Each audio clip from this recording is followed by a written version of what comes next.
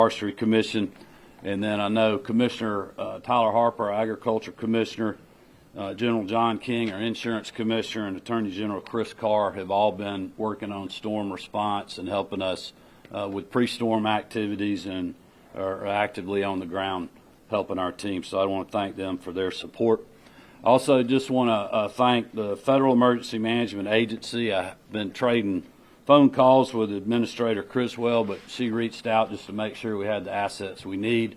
I know Director Stallings has been in touch with her folks, and they are embedded here with us in the Operations Center, and we're grateful for that. I had a call yesterday with Rear Admiral Schofield of the United States Coast Guard discussing our ports and their response to help us with other activities post-storm moving through, so certainly appreciate that. As you all know, Debby made landfall as a Category 1 hurricane in Florida yesterday and continues to move through our state and into South Carolina, is now a tropical storm. We've had a heavy impact on southeast Georgia with heavy winds and certainly a lot of rainfall. Just to recap what we've done on the state side so far, at my direction, Director Stallings activated this State Operations Center over the weekend to monitor the storm's process and coordinate with all the relative state agencies as well as our local officials down south. We issued a state emergency on Saturday, making state resources available to local governments and organizations within the impacted area. I issued an additional executive order yesterday enabling the Georgia National Guard to deploy up to 2,000 National Guardsmen if needed. Last night, I pre-approved positioning of a couple of hundred guardsmen to south and southeast Georgia so that we can move in quickly if needed. Last night, we also had a pre-disaster emergency declaration approved by the President for evacuation and shelter only. This does not include storm response funding or other things. It's just to help us with evacuation and shelter. Our assets are continuing to be staged, and our personnel are embedded in local emergency operations centers in the affected areas. We've got the Department of Public Safety, Department of Natural Resources, Forestry Commission folks, Georgia DOT teams ready to deploy and are being deployed right now in affected communities. We continue to coordinate with our utility providers who have been absolutely great partners, Georgia Power and our EMCs, as well as other contractors who are responding as we speak to prepare for and repair power outages. Right now we have roughly 47,000 people without power, but while the storm has left us a little bit of a hole, if you will, in some of the affected areas, there's a lot of work going on right now to get power back on before this storm potentially circles back and dumps a lot more rain on us. So I just want to thank our utility partners. One request that I have for our citizens in the affected areas, I hope you would be patient with us. Do not let this storm lull you to sleep, as a lot of affected areas right now are not experiencing rain and high winds, but both models are showing that rain will come back, potentially in the worst case scenario in a big way. Give us time to clear roads, get power crews in, help with any emergency efforts that we need to do in the local communities that the local communities are doing, and just try to stay off the roads today if you can. The quicker we can get in there and get work done today while the rain is away will be helpful to us. Also, have patience with our first responders and our utility crews. As you know, our last storm, we lost some hard-working Georgians from the Department of Transportation that were responding to storms, and also a lineman. So this is dangerous work for them, and if we can keep the roadways clear, allow them to deal with as less headaches as we can, that would be greatly appreciated. Also, the ground being very saturated, we've seen not only here but in other parts of our adjoining neighboring states where trees have fallen, hitting vehicles. So if you don't have to be out, just please don't be out. Be weather aware. Be in places in your home that are as protected as you can be from the potential of fallen trees and the kind of devastation that they can bring. We expect the area, 50 to 70 miles from Savannah to continue to be affected by this storm. Places, obviously, Chatham County, Effingham, Scriven, and others that are in that area. The two models that we're watching, and Will Langston's with us, the state meteorologist that can talk to this further if we need to. The two models that we're watching, the best case scenario, we're going to get another 4 to 5 inches of rain on top of what we already had. The worst case scenario, we may have another up to 8 inches of rain. So unfortunately, I don't believe this storm is done with us yet. Even though South Carolina's getting hit harder than we are right now, we know that this is going to come back around, and we'll be prepared for that. But I just want to make sure our citizens understand that this event is not over. And Director Stallings and General Wilson will speak more to what their efforts have been, and then certainly we have the whole team up here that can answer questions. The last thing I'd also like to say is our hardworking farmers and agribusiness folks out there, we have heard from them as well. We know that this weather event is going to affect a lot of the crops that we have in the ground, cotton, peanuts, our pecans, and certainly timber. We're aware of that, and we'll continue to monitor those efforts, as I know Commissioner Harper is doing on the ground right now. So with that, I'm going to turn it over to Director Stallings. He'll go to General Wilson, and then we'll be glad to answer any questions you have. Thank you, sir. Thank you, Governor, First Lady, for being here with us today. We appreciate your efforts and the quick response. As the Governor mentioned, he signed a state of emergency on Saturday, which allowed us to move a lot of resources. I've spoken with several of you over the last couple of days, and we've talked through some of those resource allocations, but certain things that you don't think about, we're very proud of the efforts, are just by pre-positioning a lot of those currently around the state. We've got 18 water treatment facilities that are running off of generator. And that doesn't sound like a whole lot of effort, but you can't move those things during storms. And so by the Governor signing these things early, that's just one resource allocation that we were able to get out there in advance so folks have running water. They're able to get wastewater moving and keep yesterday behind us and moving forward with some recovery efforts already. We have a lot of state resources out ready to respond. So if you have needs, as you ask, as the Governor mentioned, stay off the roads so we can get our folks there. I understand it's very interesting. You want to get out there and see what damage actually occurred. You want to go check the roads out, see what trees fell. Go check on property. I understand that, but the more we can keep the roads clear so that our emergency responders can get in there, the better off we are. And the last thing I'll say from the State Operations Center is just because, as the Governor mentioned, the center of this storm has created a little bit of downtime for us to get in there, we stand ready and are going to continue to monitor. So we're not going to let this little bit of downtime make us think that we're out of the woods yet. So there's still a lot of water to come. We do have a lot of resources out there, and we are ready to handle whatever's coming. With that, I'll turn it over to Major General Wilson. Thanks. Sir, thank you.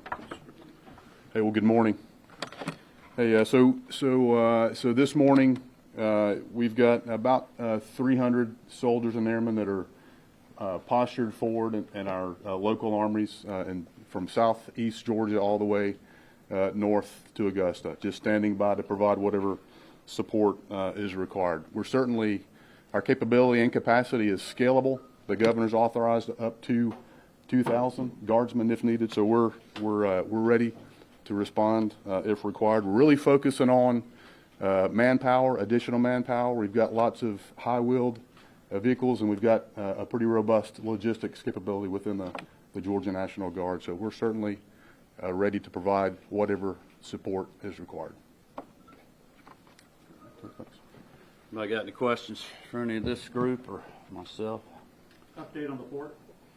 Yeah, ports are closed right now. Brunswick, Savannah, and Charleston. And from what Director Stallings was saying, Charleston's probably going to be closed for a while. They're getting a lot of rain right now. But that's what we'll continue to work with the Coast Guard on. Also, bridges with DOT inspections and other things. And but right now they're closed.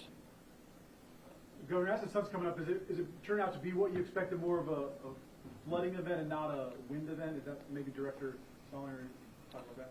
Yeah, do you want to speak more of that, or Will? Yeah, and as Will has briefed, it has definitely been a rain event. We never anticipated high winds for extended periods of time, we knew this was going to be a water event. So that's the majority of how our resources were prepared to respond. We just copious amounts of rain. I know you were saying that right now, and I think it's hard to predict, but the rain with recovery could be weeks with where we're at right now, and it's still looking like that. And Governor, will this state of emergency continue through that time? Well, I may let Will speak to how long he thinks the event. I mean, obviously, you know, a lot of flooding will be a day, 2 days, 3 days after is you know, rivers and creeks crest, and we see the full effects of the storm. But we'll have the state of emergency as long as we need it. I can guarantee you that. And this team will be working every single day as long as we need it. I mean, I think we've been very fortunate in some ways that we're getting a little break right now and are able to go in, and the loss of power that we had with some of the stronger winds, hopefully we won't see any more of that.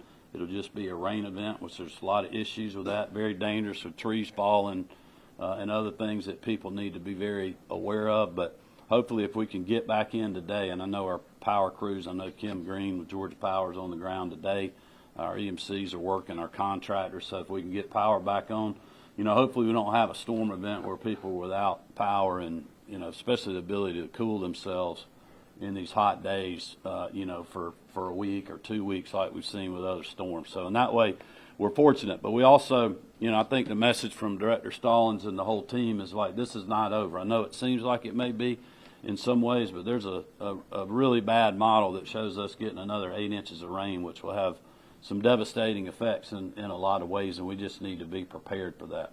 Will, do you want to speak more to what you're seeing on the weather?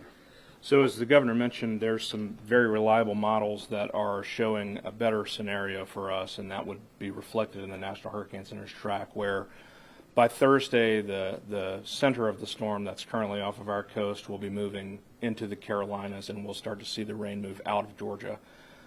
If that were the case, we would see another 4 or 5 inches of rainfall in Savannah from the wraparound moisture before that happens.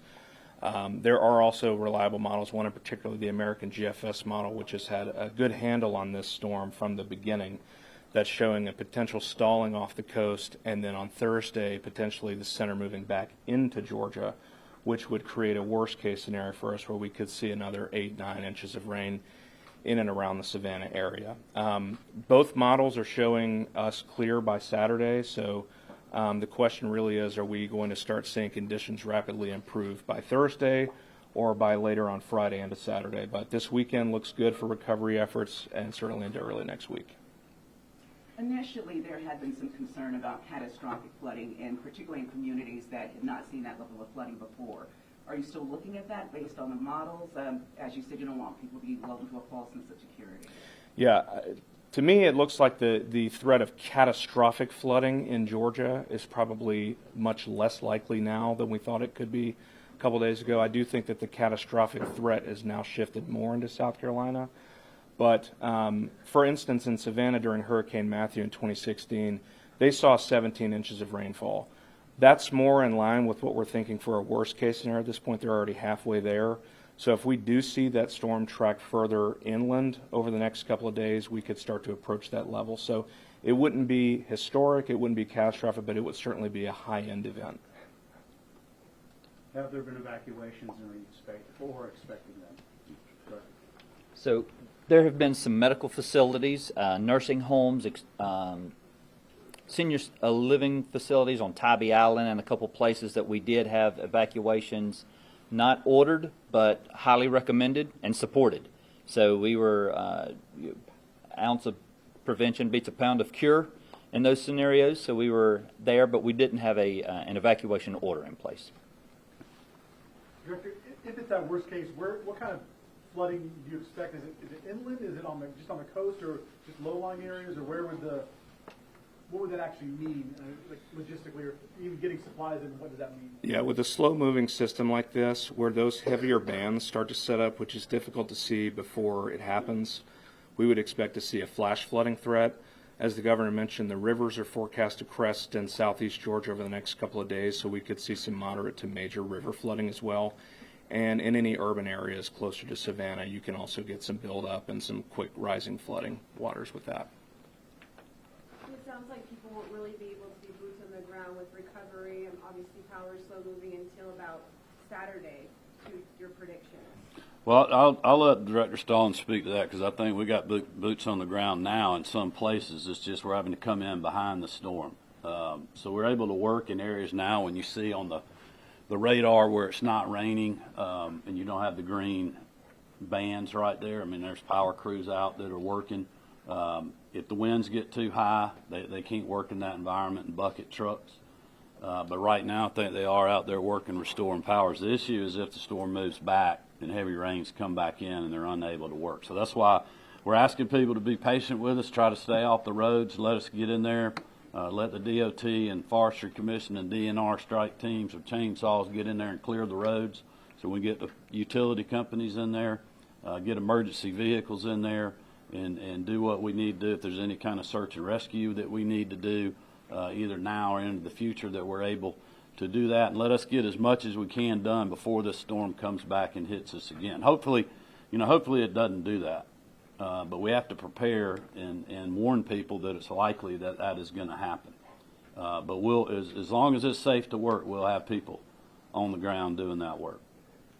Governor, you mentioned some of the crops that you're monitoring. Do you have any sense for potential losses at this point? No way to tell. I mean, we're just keeping our fingers crossed right now. I mean, it's just going to depend on what area they are, how much rain they've got, and what stage the crop is in, and what kind of wind damage they had, and that's something that Commissioner Harper's working on now. We'll stay in touch with his team, but very preliminary for us to know any kind of damage or figures yet.